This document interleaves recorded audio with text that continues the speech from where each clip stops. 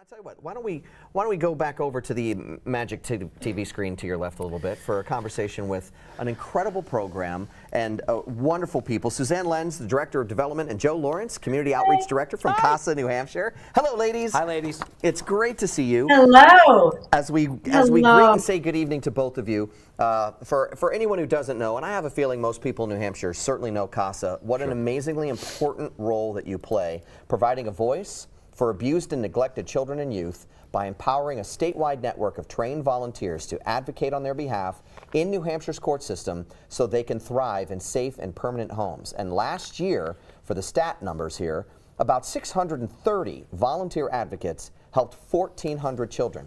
These children were visited nearly 17,000 times over the course of the year. So that is a lot of work, Suzanne and Joe, and thank you for this role that you play, because this type of advocacy work is talk about saving lives. You are preventing anything from a further victimization of young people when they're maybe already in a tough situation. Maybe the two of you can paint a little bit more of a picture of the kind of work that your volunteers do.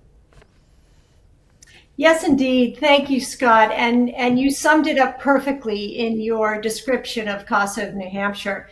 CASA stands for Court Appointed Special Advocates, and we are a statewide organization providing advocacy for children who've experienced abuse and neglect. And in fact, though, there are CASA programs in every state in the country. CASA's been around, I think, for about 70 years. And we've been operating in New Hampshire for 32 years. So what does this all mean? CASA's mission is to recruit and train volunteers to become advocates for children who've experienced abuse and neglect. Typically in this situation, the child or children will be in a foster care situation while the parents are working really hard to create a safe environment so that they can get their children back.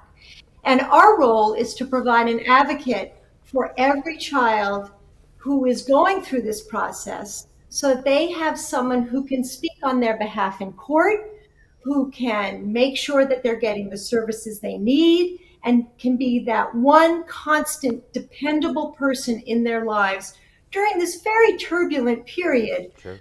As we're all working to reunify the family. And that's the thing, too, because the goal is to reunify the family and get through these highly emotionally charged elements. But these 630 volunteers, the lifeblood of CASA, thanks isn't enough for people who are willing to wade into the middle of a very difficult family situation and try to help sort of keep the peace, sure, make the corrections, and be that advocate. Can you speak to the spirit and the love of these volunteers and what they do for you? Absolutely. What we like to say is part of our role is to interrupt the cycle of abuse. And what that means is when a family is in a situation where the children are removed because of an abuse or neglect situation, it allows an opportunity for those parents to get the help they need so that they can recover and become a family again, and to create a safe home so they can get their children back. The first step in all of this is the training that our advocates get.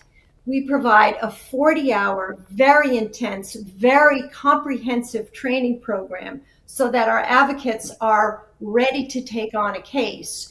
We have program managers who support our advocates. We have peer coordinators. We have support groups. We have a statewide organization with 7 offices throughout the state, with program managers in each of those offices. So our advocates are really well supported with the tools they need to do this really important advocacy and volunteer work. I would imagine, right? Even it's such a difficult subject to even talk about emotionally. You know, if you're a parent, you get emotional when you hear about some of the situations that I know that the folks at CASA have to deal with. But that training that you give them has to be so key in being able to navigate a situation, advise, and help them in that situation without letting their emotions overcome them, right? Let's just speak for a second about how I got to imagine that that's an incredibly difficult part of every single CASA volunteer's job. Yes, absolutely. It is a very, very difficult part of their job. The training is very comprehensive.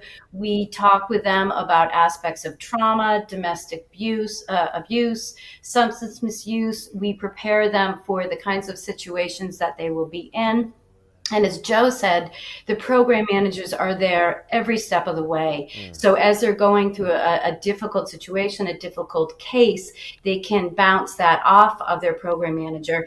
And as well, they have peer support groups that meet every month. So collectively, they can share their experiences and talk about how to support each other. So if you could, and I like to ask this of the people that we've been talking about, because the good the organization CASA does, I've known about it for a long time. They do amazing work. But what in your job brings you joy in that job? That's a great question. I think I think it starts with, why does someone leave the corporate world and go to nonprofit? Right. Even in your worst day, and we all have bad days, we can drive home and say, guess what? I know that we are getting closer to providing an advocate for every child who might need one.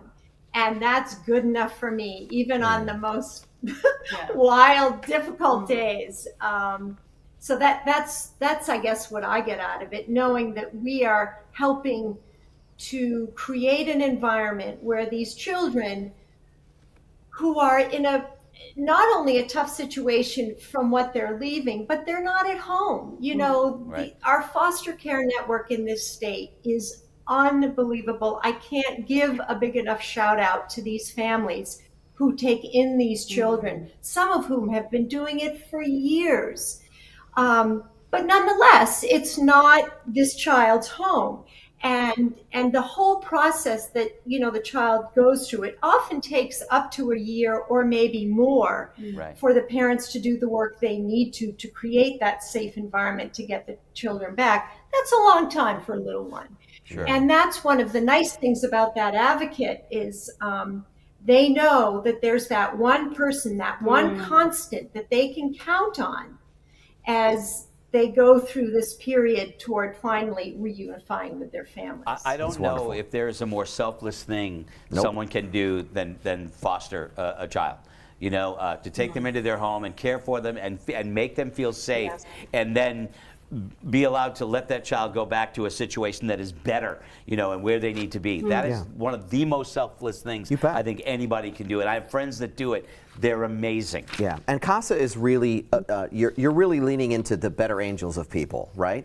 You're catching folks when there's a problem, but you're helping course correct, offering support or training, whatever it is that the resources that require to get that family unit back together again. It's inspiring, and I think it's important to let people at home know that we have a $13,000 match specifically for CASA, so we can raise a lot of money for this incredible statewide program with an even lighter lift. So ladies, I hope that absolutely and certainly helps you with your cause, and boy, we can't thank you enough for all that you do every day. And Marty Sink is one of my favorite humans, so please tell her I said hello. You're president and CEO. And as difficult as the work that you and everybody does at CASA, watching your face light up when you talk about the joy that you get from it is contagious. It's contagious, and I'm so happy that you do that work and you get to feel that. Thank you. It's a beautiful thing. It is. It's a beautiful thing. Thank you for your work. Well, thank you, and I'd love to end on this note. You had mentioned, the reference to angels doing this kind of work. We have a wonderful line where our advocates are ordinary people doing extraordinary things, and I think that can't sum it up better than that term. So cheers truly goes to the volunteer advocates doing this hard work, and to all those out in the state who are supporting us so that we can provide this for all children who need it. Thank you, Such Joe. a blessing. Thank you, Suzanne. Thank you, ladies. Thank you for the work you do. Absolutely. Thanks so much. Thank you Good so luck. much for what Best you're of luck. doing. Thank go. you. Care. Thanks a lot. Bye. So an extra $13,000 match for them. And I mean, it's just great. CASA is a phenomenal organization. Marty Singh sets the world on fire. I don't know who can keep up with her, but I've known some folks who have volunteered to do this work, and you know, you're in the deep end of the pool. Honestly, Sometimes, for that kind of work. sometimes it is rip your heart out work. It is. It is really very is. challenging because you're dealing with some tough stuff. To navigate it and to come out the other side with a smile like those ladies had, because they've seen it. When a child can be safe again and be whole again, that's it's amazing. And they start incredible. with this amazing assumption that whatever the problem is, it is fixable, and this family can stay together.